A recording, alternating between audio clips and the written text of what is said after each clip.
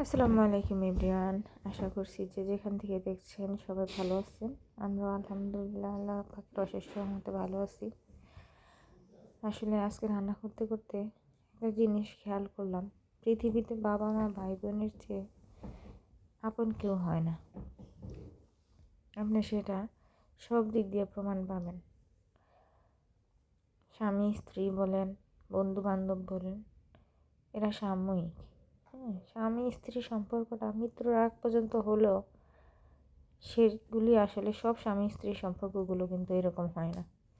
এখন ইদানিং আশেপাশে অনেক শুনি যে স্ত্রী চলে গেছে হাজব্যান্ডকে রেখে, হাজব্যান্ড পরকীয়া করতেছে স্ত্রীকে রেখে, এইসব কিছু আর কি চলতেছে। তো সেই সম্পর্কটাও তো মজবুত হলো না। কিন্তু দেখেন, মা বাবা ভাই বোনের সম্পর্কটা কিন্তু অনেক মজবুত। আজকে আপনার একটা কিছু হোক, সবার আগে তাদের চলবে।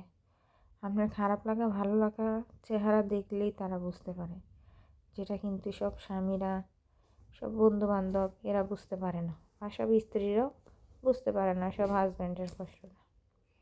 যদি বুঝতে পারতো তাহলে তো একজন আরেকজনকে ছেড়ে চলে যেত না, পরকীয়া করার সুযোগ পেত না। তো যাই হোক, আজকে আমাদের এই রান্নাবান্নার আয়োজন হচ্ছে। হঠাৎ করে আমাদের একজন গেস্ট আসতেছে। তো আসলে গেস্ট হচ্ছে উসিলা, আমরা সবাই তো খাবো। একজনের জন্য তো আসলে কোনো কিছু তৈরি করা হয় না। তো এই জন্য সবার জন্যই আর কি আয়োজন করতেছি আজকে।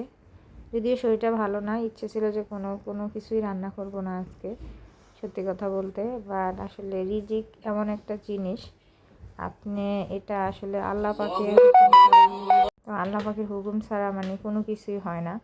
তো দেখেন, আজকে আমার ইচ্ছা ছিল যে শুধু ডাল করব আর মাছ ভাজি করব, এটা দিয়ে সবাইকে খাওয়াবো। বাট দেখেন রিজিক কেমন কেমন একটা জিনিস। আমার সাথে তো এরকম কিছু ব্যাপার হয়, মনে হয় যে স্বয়ং আল্লাহ পাক আমার সাথে এই জিনিসটা করছে।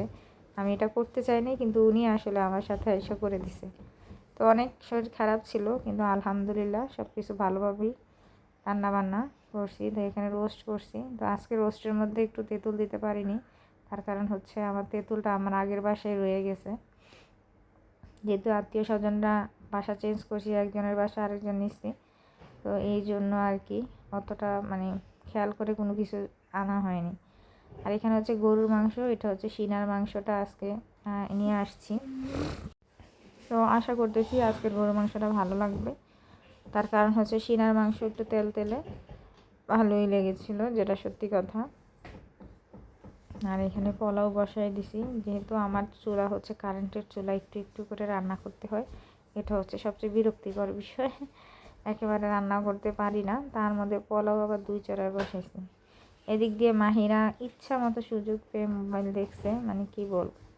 এই যে দেখেন, আমার মাংসের কালারটা চেঞ্জ হয়ে গেছে, মাংসটা রান্না হয়ে গেছে। সব কুরকুরা হাড্ডি ছিল, খেতে কিন্তু খুবই ভালো লাগছে। তো আসলে কারেন্টের চুলা তো অল্প পানিতে সিদ্ধ হয়ে গেছে, বাট একটু কষানোতে আমার সময় লাগছে বেশ খানিকটা। আর আমি হচ্ছে মাহিরার কাছে থাকলে মাহিরা আর কোনো সমস্যা থাকে না। তো এই তো ছিল আমাদের আজকের আয়োজন। তো যে যেখান থেকে দেখছেন, আশা করছি আপনাদের সবার ভালো লেগেছে। আর আমার কথা আমাদের কোনো ভুল ত্রুটি থাকলে সেটা ক্ষমা সুন্দর দৃষ্টিতে দেখবেন। তো এই তো হচ্ছে আমাদের আজকের ব্লগ। সবাই ভালো থাকবেন, সুস্থ থাকবেন। আজকে এই পর্যন্তই, আবার দেখা হবে নতুন কোনো একটি দিনে। আল্লাহ হাফেজ। এদিকে পাখির জন্য নিয়ে আসছি রুমে, ও খাবে, ও শুধু রোস্টই খাবে, আর কিচ্ছু খাবে না। এই আর কি অবস্থা ওর। তার মধ্যে দেখেন কোথায় উঠছে, বসবো এখানে, এখানে না বসে ওইখানে উঠলে হইব? এখানে বসে সুন্দর করে শুরু করো। মায়েরা শুধু রোস্ট আর পোলাওই খাবে, ও মাছ মুছ অতটা পছন্দ করে না, আর আমিও দিই না। আর মাছ নিলে নিজে খাওয়াই দিতে হইব। সারাদিন আমা কি বলে খেতে হয়, কি বলে খেতে হয়, কি বলে শুরুতে কি বলতে হয় খাবারের আগে? বিসমিল্লাহ। হ্যাঁ, বিসমিল্লাহির রহমানির রহিম।